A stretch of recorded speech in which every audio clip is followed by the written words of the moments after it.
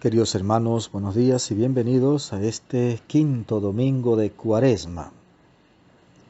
Hoy la liturgia de la palabra es una liturgia hermosísima. Nos invita a rechazar el pecado y abrir nuestro corazón a la salvación, al Salvador, abrirnos a la novedad. El Señor quiere y puede hacer algo maravilloso en nuestra vida.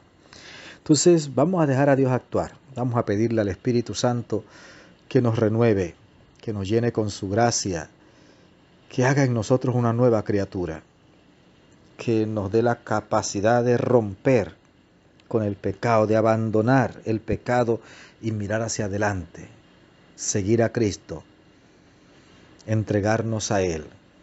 Amén.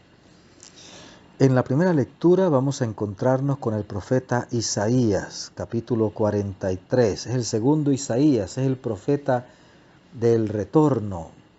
Este profeta, libro de la consolación, nos muestra todo lo que el Señor está haciendo por su pueblo, cómo todo cobra nueva vida. Y le dice, no recuerden lo anterior, no recuerden el pecado, no recuerden la esclavitud, no recuerden nada de eso. ¿Para qué? Disfruten de la novedad de Dios. Disfruten de la novedad de Dios, de la presencia de Dios, de la gracia de Dios. Con el Salmo 125 vamos a responder a la palabra proclamada. Grandes cosas ha hecho por nosotros el Señor. Grandes cosas. Eso sí, recordar todo lo bueno que el Señor ha hecho por nosotros, recordar sus obras portentosas en nuestro favor. ¿Para qué recordar el pecado, el mal, el sufrimiento? ¿Para qué vivir atormentados por cosas que ya pasaron? Disfrutemos, eso sí, de ese presente de Dios. Y cualquier cosa, recordemos que el Señor siempre ha estado con nosotros, siempre nos ha liberado. Entonces, ¿por qué ahora no? Claro que sí, en medio de las dificultades y los problemas, ahí está Dios, no estamos solos nunca. La segunda lectura es otro de esos hermosos textos de San Pablo en su carta a los Filipenses, capítulo 3. Todo lo que era valioso para mí, lo consideré sin valor a causa de Cristo.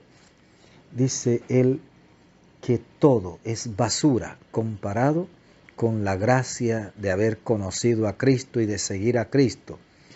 Dice, ya no miro para atrás, no, estoy enfocado en Cristo Jesús.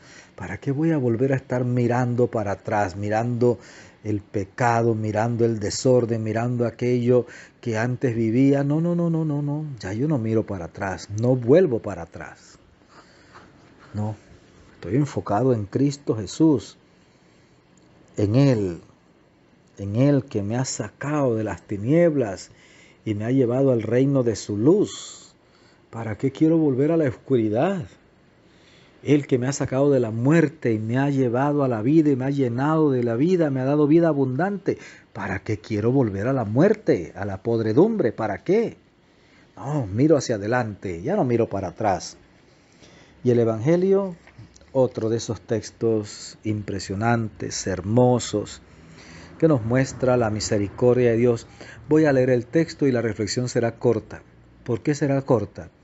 Porque es muy clara y a mí me gustaría que tú te metas de cabeza, le pongas corazón a la palabra de Dios y que no te conformes con lo que yo te presento. Reflexiona, ponte en oración, medita, haz tuya la palabra que se proclama. Juan 8 del 1 al 11. En aquel tiempo Jesús se retiró al monte de los Olivos y al amanecer se presentó de nuevo en el templo, donde la multitud se le acercaba y él sentado entre ellos les enseñaba.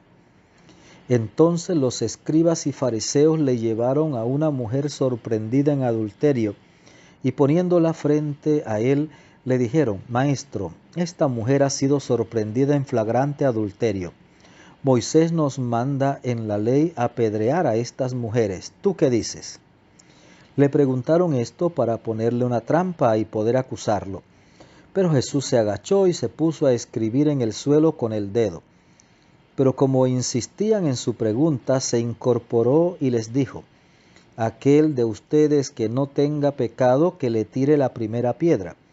Se volvió a agachar y siguió escribiendo en el suelo.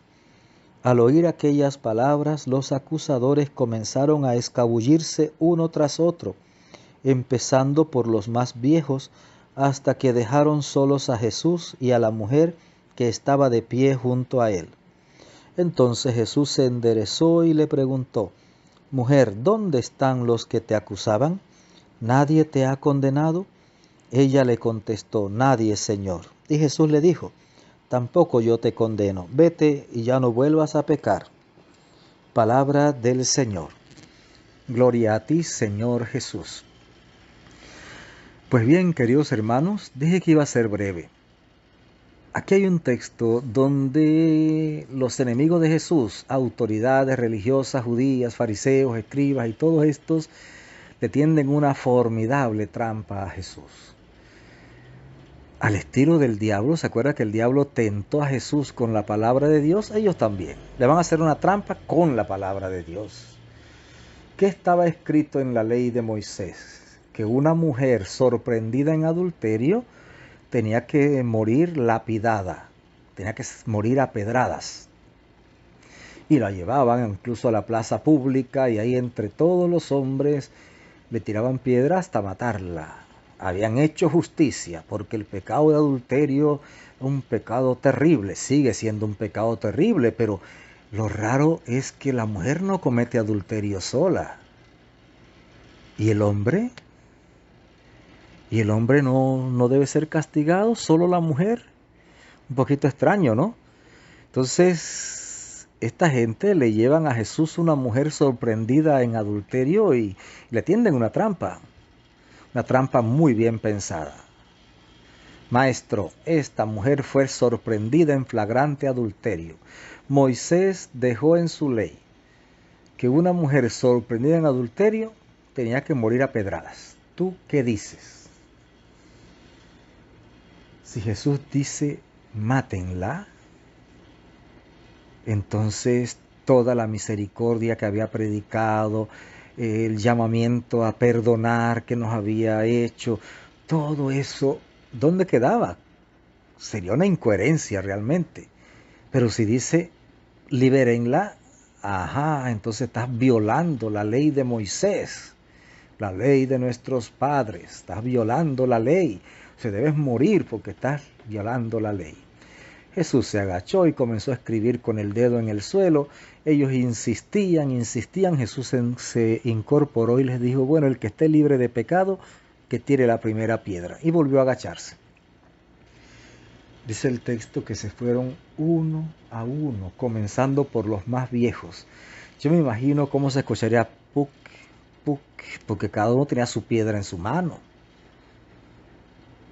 Dejaban caer las piedras seguramente y se escuchaba el sonido de las piedras y las pisadas de la gente que se iba, comenzando por los más viejos.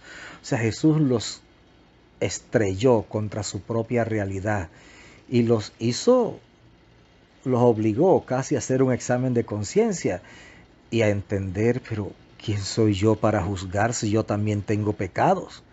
¿Qué me creo yo más que otros? Yo también tengo pecados. Y todos se fueron. Cuando quedó Jesús solo con la mujer, le preguntó Jesús a la mujer, mujer, ¿dónde están los que te acusaban? ¿Nadie te ha condenado? Ella dice, ninguno, Señor.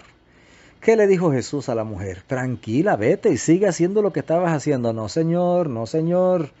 La misericordia de Dios es una cosa. Permiso para pecar nadie tiene. Jesús, ¿qué le dijo?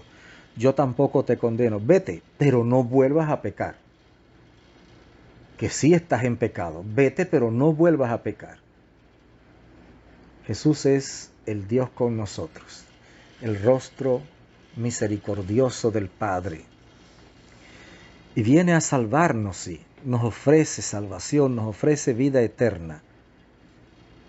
Pero ese ofrecimiento de misericordia, ese ofrecimiento de perdón, exige de parte nuestra una aceptación de el Señor, de su gracia, de su bondad.